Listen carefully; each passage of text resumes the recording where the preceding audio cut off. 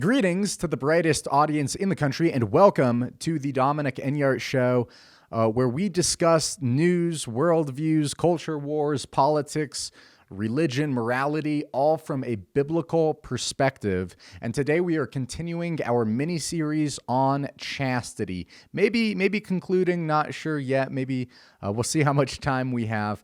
And so chastity it's a rough topic to discuss. It's a sensitive topic.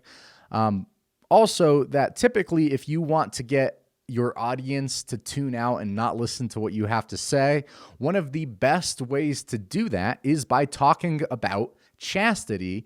And that is because this is an incredibly disliked topic. Interestingly enough, not only is my opinion on this topic somewhat unpopular, but the topic itself is somewhat unpopular. And largely it seems that people want to avoid it. And there isn't much dialogue around it because of that.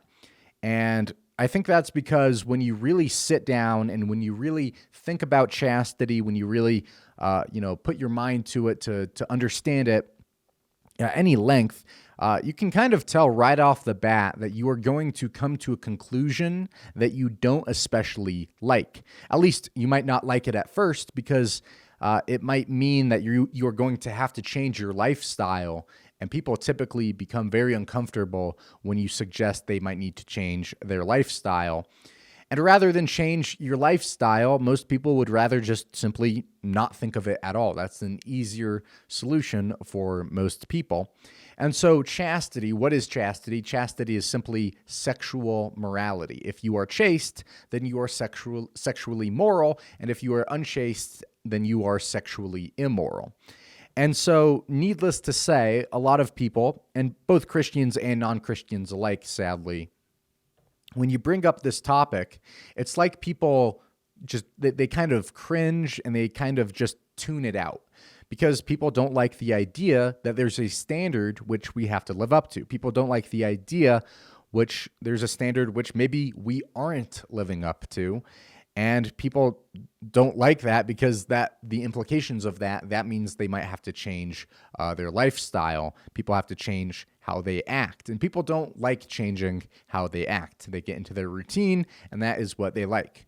And so I am committing ratings suicide here by discussing this. Hopefully from this, though, we can get some more people to become chaste. I can do right and risk the consequences, as it were. Perhaps through this series, people might stop watching pornography. People might stop the nonsense hookup culture. Perhaps maybe I can just grab one or two hearts or minds with this series and get some people to get their act together. And so I'm the guy who is advocating delayed gratification in a world of instant satisfaction. Needless to say, this message is not going to be very popular. What I'm trying to do here is I'm trying to walk through some of the reasons why chastity is important. And so, although it might not be a favorite topic of the masses, it is important. It is crucial. And I have been having people reach out over the past 2 weeks and let me know that this series has been helping them significantly, which is just so encouraging. Of course, glory to God for that. And although we only have a small voice here on the Dominic Enyart Show, might as well use it to try and say the right thing. And so that's what we're doing here today. And so for some Christians, right, chastity is not that big of a deal. For others, it's wildly important, and I fall into that latter group. And so I'm hoping to explain to both Christians and non-Christians, mainly to non-Christians, why it is such a crucial virtue, why it is so crucial that we be chaste and that we should strive for chastity. Last week, we were discussing how chastity will help your current and future marriages. And of course, that is important. And how if you are unchaste, what that will do is that will burn out your ability to fall in love. And that will hurt either your current or your future spouse if you're married or if you're single and planning on becoming married. Check out those shows if you are interested on the Dominic Enyart YouTube channel or on kgov.com. This week, we are handling the question, why should I be chaste if I am not planning on getting married? And so that's an interesting question.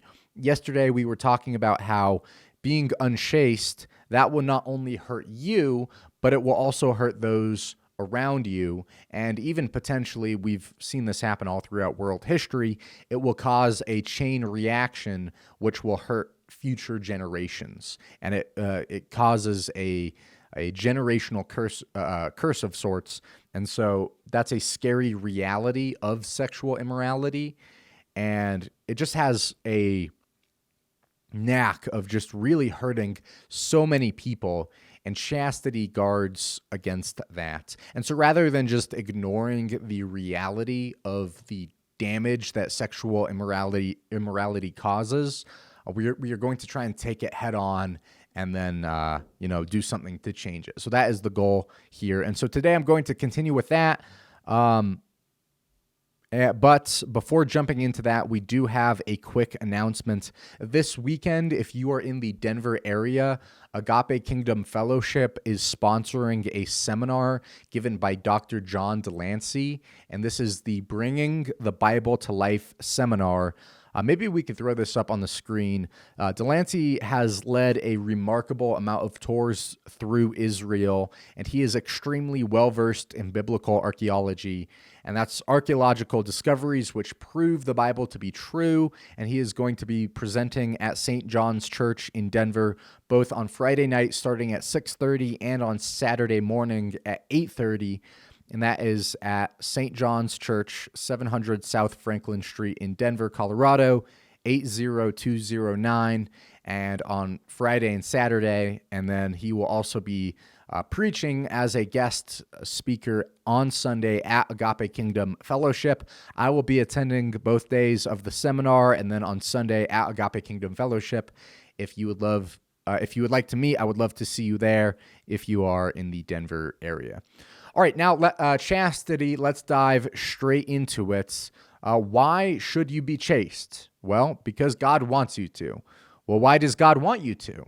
Well, because it will hurt your spouse if you are not chaste. It's like, well, then what about if you don't have a spouse, or if you're not planning on having a spouse? Why should you be chaste then? And that is what we are discussing here today. And my goal here is to take away any wiggle room that you might think you have. You might be able to try and figure out, if I'm unchaste in this way, then that's not going to cause any problems. And those justifications, at the end of the day, there are always problems. You just cannot avoid them. The only way to not have those problems is to be chaste, to not be unchaste. And so I want to start off the show talking about God's design for our lives. And now everything I'm about to say here is from a young earth creationist Christian perspective. But if you're one of those silly people who believes in atheism and evolution, fear not, because what I am presenting here is agreed on by even evolutionary biologists and psychologists, at least on the physical front of this point. But we see our physical bodies, they are designed so that they will reward good things and they will punish bad things. And so we need food, and it's bad when we need food, right? And so we will be in some level of pain or hunger when we need food, and that will kind of tell us, hey, you got to go get food. And so our taste buds, on the other hand, they are designed in such a way that when we do eat food, when we do get that, we enjoy it, we like it, and that is good for us. It's good for us to eat food, and so it gives us the nourishment we need to survive. And so when we do that, we are rewarded via our taste buds when we get nourishment. And that's just a very basic, obvious, simple, biological example of how our physical bodies are designed to reward good things and to punish bad things. And now, when he designed us, he wanted us to be rewarded for doing good things and be rewarded for doing productive things. God, he had that in mind when he designed us. And so I'm not going to get too technical here, but essentially there are some various chemicals in our brains, and there are happy chemicals, there are motivational chemicals. Also, right, there's like sleepiness chemicals, sadness chemicals, more angry chemicals, energizing chemicals, all different types of chemicals. And it's interesting. There's a lot of interesting stuff you can learn when you look at that. For example, if you've ever been curious why caffeine helps you to wake up, right? You drink a cup of coffee and that helps you wake up, be more alert and whatnot. The reason that happens is that there is a sleepiness chemical in your brain. I believe it's melatonin. It's either melatonin or the other sleepiness chemical. I don't remember what that is off the top of my head. And your brain, it produces this sleepiness chemical throughout the day. And eventually, when you have enough of it, you become sleepy. And caffeine, when you drink coffee, right, what that does, that caffeine, is it actually blocks up that sleepiness chemical from activating into your brain. And so it doesn't actually stop that chemical from being made. It just causes a blockage. And that's why a lot of people, they experience a really bad crash a few hours after drinking coffee. And that's because there's all that buildup. And then when the caffeine wears off, then all of those sleepiness chemicals, they all come flooding in. They've been building up for the past few hours while the caffeine was in your system. And then when the caffeine is gone, the floodgates open and it all comes rushing in. And so just point being there that there's a lot of really interesting neurochemistry that we can learn about ourselves from. And so when he designed us, he was a very brilliant designer. And when he designed us, he put this incredible chemistry into our brains. And God, he wants to reward us for doing good things and punish us for doing bad things, and that's pretty clear. I think even the most staunch atheist evolutionists or critics of Christianity, even they could bring themselves to agree with that yes, we should do good things, and no, we should not do bad things. We should avoid bad things. I would hope that even staunch atheists could agree with Christianity on that at the very minimum. That seems like that should be some common ground. And so there are other examples as to how this works, how these chemicals, they reward us and motivate us throughout the day, depending on what we do, right? And let's say that you are putting a lot of hard work into a project all day. You're just trying to finish this and you're working hard, just trying to get this project done. Well, as you are doing that, your body actually releases a chemical called dopamine, and dopamine motivates you to finish this task that you are doing. And actually, I had a little bit of a misunderstanding of dopamine until it was actually my brother was describing it to me a little bit more recently. A lot of people think it's a happiness chemical. That's not so much the case. It is more so the case that it is a motivational chemical. And so when you're working all day on a hard project, your body slowly throughout the day, it releases this dopamine chemical, which serves to motivate you. And then maybe at the end of the day, you finish the project and you are rewarded with the happiness chemical serotonin. And so serotonin, that is the happiness chemical. Dopamine is the motivational chemical. And it seems that as humans, as people, right, that we really enjoy these chemicals. We really want to have them. And it's interesting to see God's design for us. He wants us to be hard workers. And so he designed our bodies in a way to reward hard work. That's that's just the way our bodies work. We put in hard work. We are productive. We try to make the world a better place. And then, of course, we are rewarded for that chemically. But very often from that, we are also rewarded by whatever it is that we do, whatever it is that we accomplished.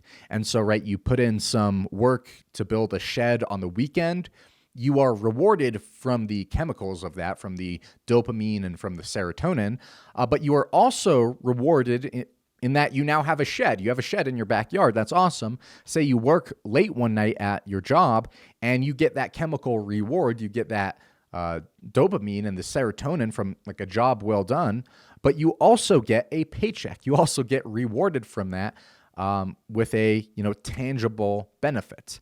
And so when we act how God wants us to, when we act how he planned for us to act, and we follow that plan and we don't deviate from that plan, we will be rewarded with both chemicals and with tangible, measurable benefits. And now, unfortunately, that is not the end of the story. It doesn't end there. While God's method to motivate us and reward us for doing good things, it is an awesome method. While that is true, it can be and often is perverted. And so, for example, say video games. Video games notoriously cause your brain to put out extremely high amounts of dopamine. And even video game developers, what they do now is they test their video games. And as they're doing that, they're monitoring these people that they're testing them on, and they're trying to make the video games so perfect as to release the most amount of dopamine possible. And they try to tailor their video games to have it release this extremely high level of dopamine. And, of course, that's why people get addicted to video games.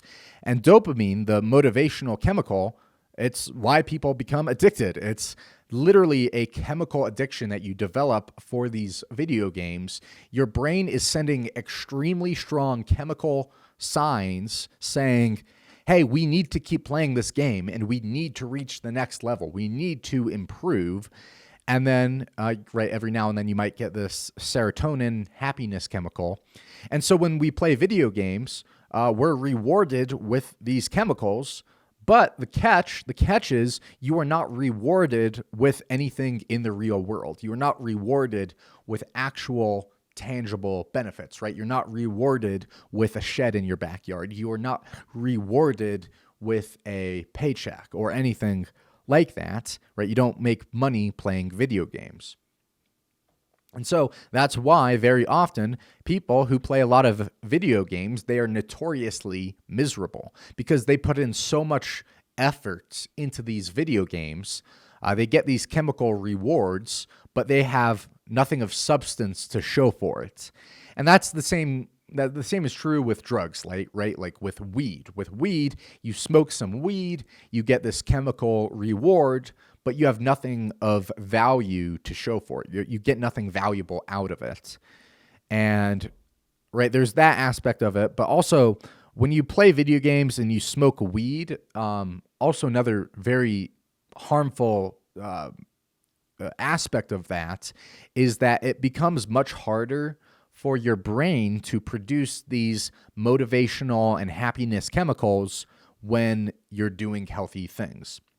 And so when you play a lot of video games, you create all these chemicals, there's all this stimulation from the video game, and then when you go into work the next day, your brain has been putting out all these super intense high amounts of chemicals from the video games which have a lot of stimulation, that at this point, the stimulation from work, it is just not enough anymore to put out this dopamine.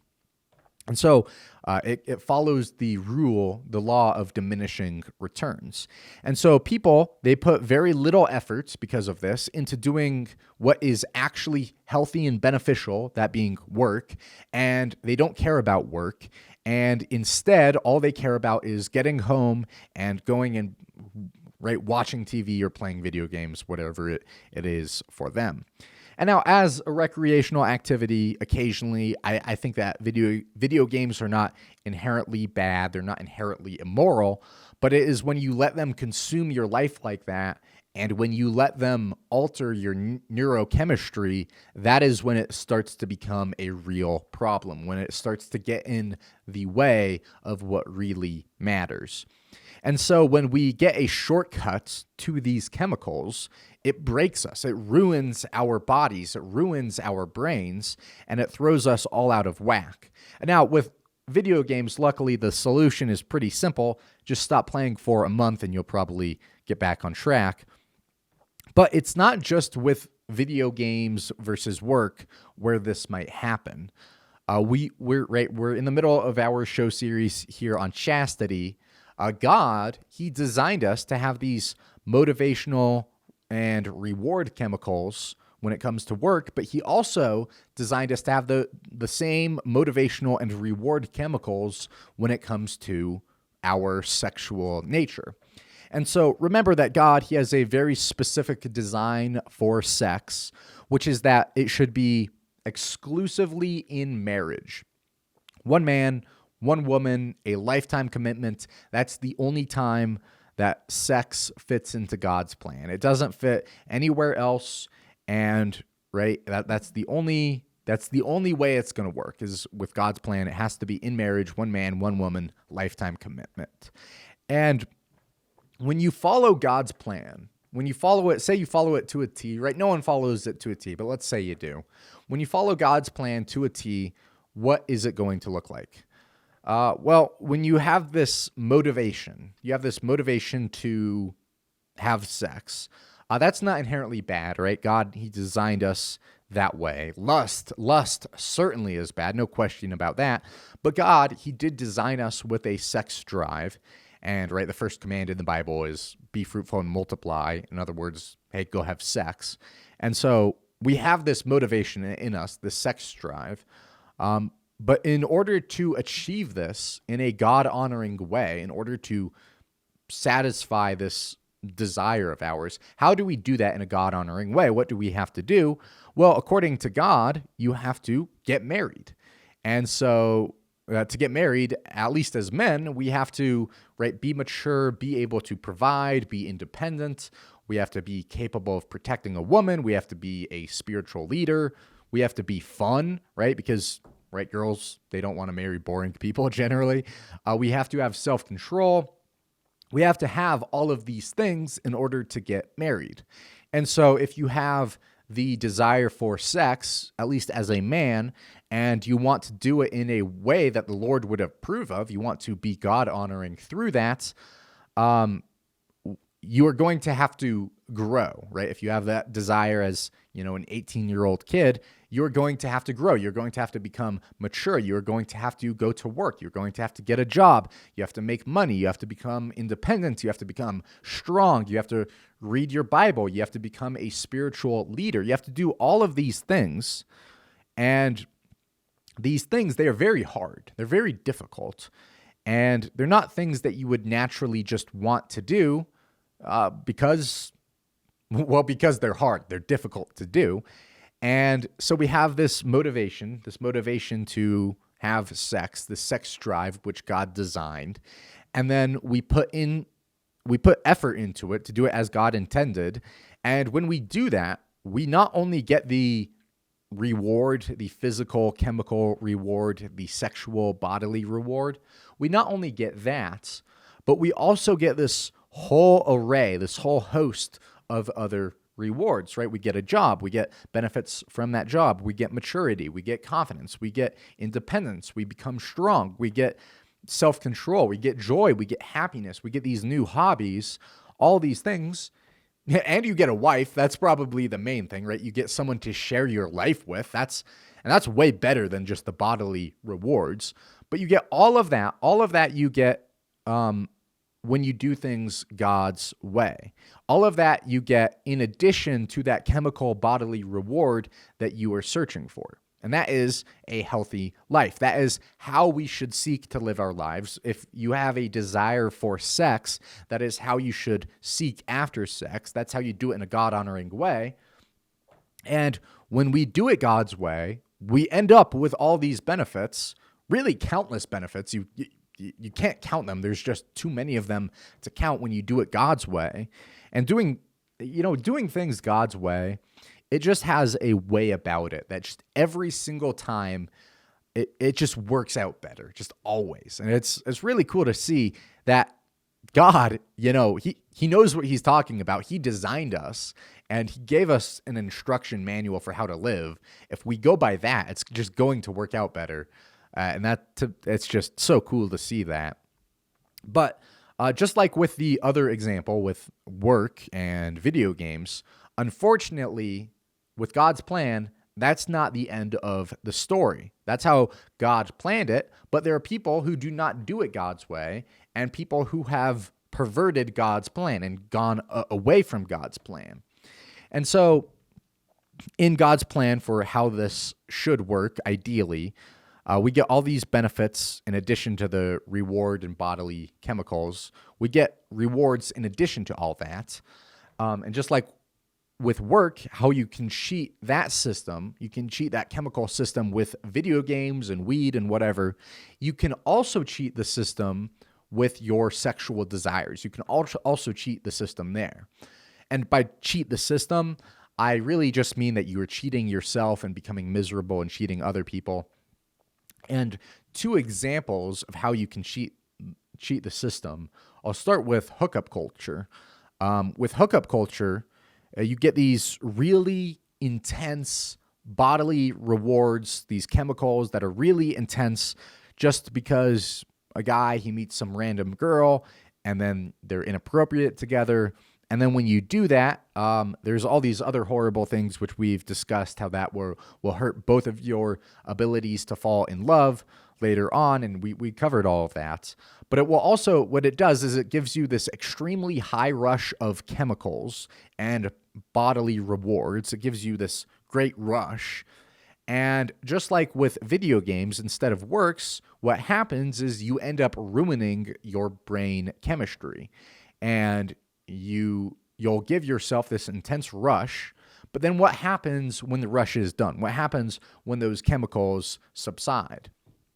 Well, people who do this all the time, people who participate in hookup culture constantly, pretty much what always happens to them, basically always, is they become miserable. Maybe not after one or two times, but pretty much as a general rule of thumb, people become miserable when they do this.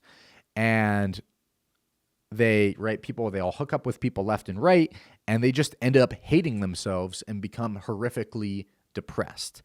And the reason for that is that after those chemicals subside, they have nothing to fall back on. And at this point, you might be asking, but Dominic, wouldn't it, sex inside of marriage, wouldn't that also give you this incredible rush and then mess up your chemical balance? And won't that make you miserable as well? And the short answer is it's no. It will not do that. That is the short answer. And well, why not? Why will that not make you miserable when you also get this intense chemical rush?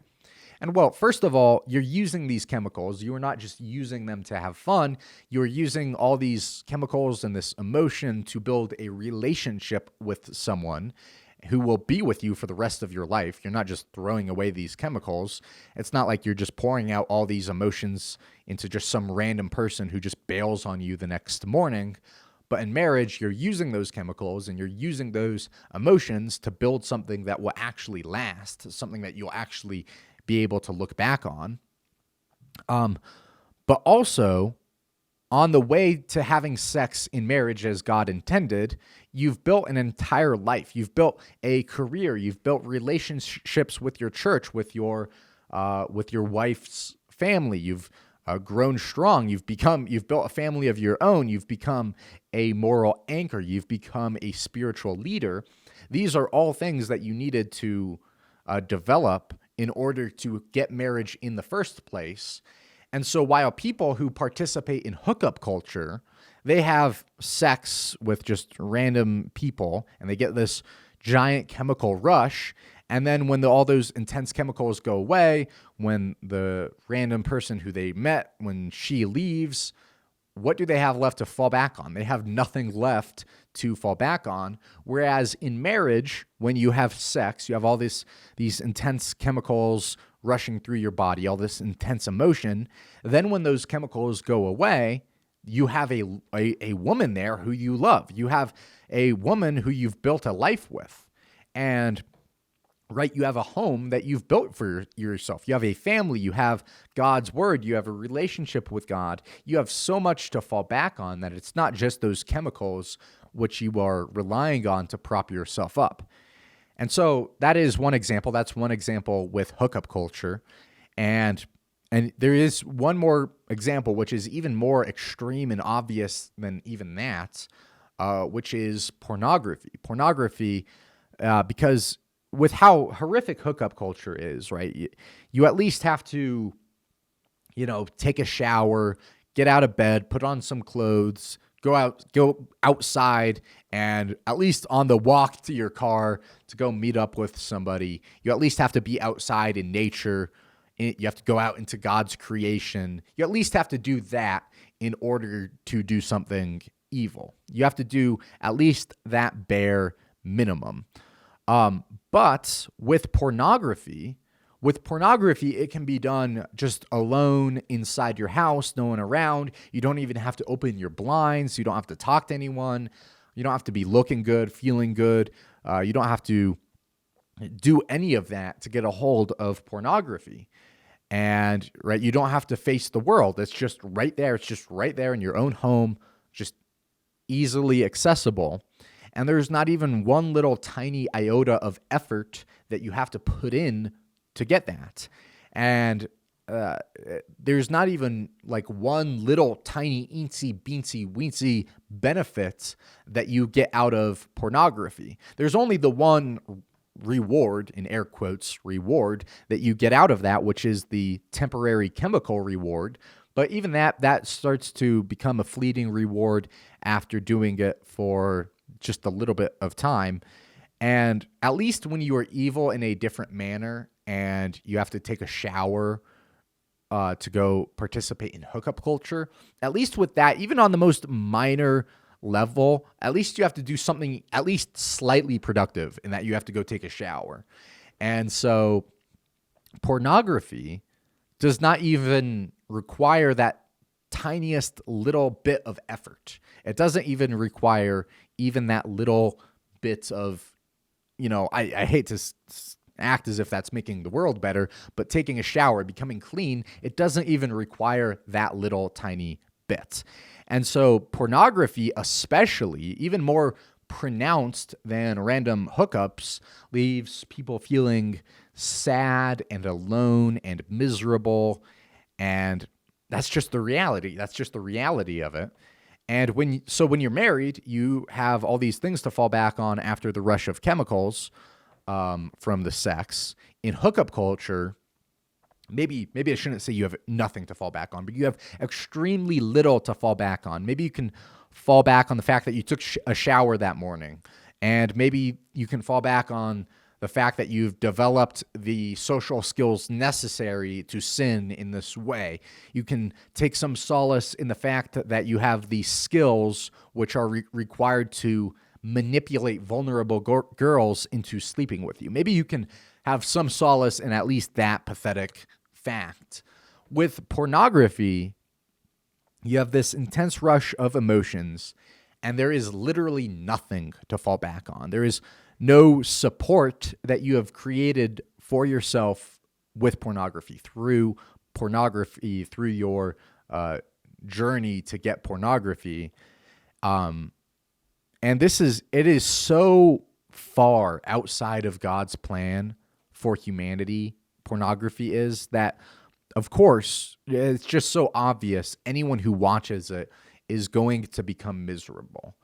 And is that a surprise? Is that a shock to really anyone? No, not really. Not really. And even the secular world, they're starting to wake up to this, that, yeah, just because something it's pornography, it's physically possible, even though, yes, it's consensual, maybe this is all making us all miserable. Maybe that's what it's doing. By the way, two things about that. The pornography industry, I said at least it's consensual. It's really not, because there is so much rape that goes on in that industry. Talk about rape culture. The left loves to talk about that.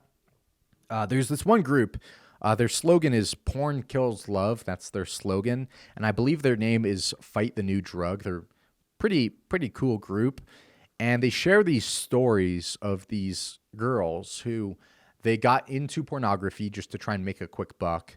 And what ends up happening is so difficult to get out of that. The manipulation and the force that is used on so many of these Poor girls. It is just so sick and vile that they'll prostitute out these girls. And then if they ever complain, if they ever cry, if they ever ask for help in a video, they'll just cut that out. If there's ever incriminating evidence in a frame, they'll just crop the frame to get rid of that. And so even by the left, even by their horrible standard, evil standard of it's okay no matter what as long as it's consensual, even that horrible standard, the porn industry doesn't even live up to that bad standard. And chastity, by the way, we are out of time here, but chastity, by the way, that's such a big benefit to chastity is that it places such healthy guidelines on sex. And we don't have to pretend that consent is all that matters. Of course, consent does matter. Of course, that's true. But there are so many more boundaries that should not be crossed. And chastity recognizes that. And so when you buy into chastity, when you get behind it, you can at least stop pretending otherwise. It's kind of a load off your mind that you now no longer have to pretend that consent is all that matters. And anyways, there's a lot more to get to. There's no way that we're finishing this today. I was hoping to show some brain scans of porn addicts compared to heroin addicts and show the similarities between the two. They are very scary. They're very scary. But we do not have the time for that. We will get back to that next week, though. But I'm just trying to illustrate here how chastity will literally protect your neurochemistry, the chemicals inside your brain chemistry. It will even do that. That is the power of chastity. That is the power of doing things God's way and not your own way. The benefits of chastity are so far-reaching. There are so many, you can't even quantify them. And the consequences of unchastity, of being unchaste, they are so severe, so intense. It is really scary. Hey, I am out of time here, but I hope I can scare you enough into at least attempting chastity for, a month. Maybe talking about New Year's resolutions yesterday. Maybe this can be a New Year's resolution to become chaste. Lord knows we could all use a little bit of chastity. I am out of time. Remember to like, subscribe, hit the notification bell for more, all that good stuff. Share this video if you think it would benefit someone's life. I wish someone would have shared this with me when I was, maybe 15. That would have been such a blessing to me. Hey, I will see you guys next week or at the seminar this weekend if you show up for that. In the meantime, remember to do right and risk the consequences.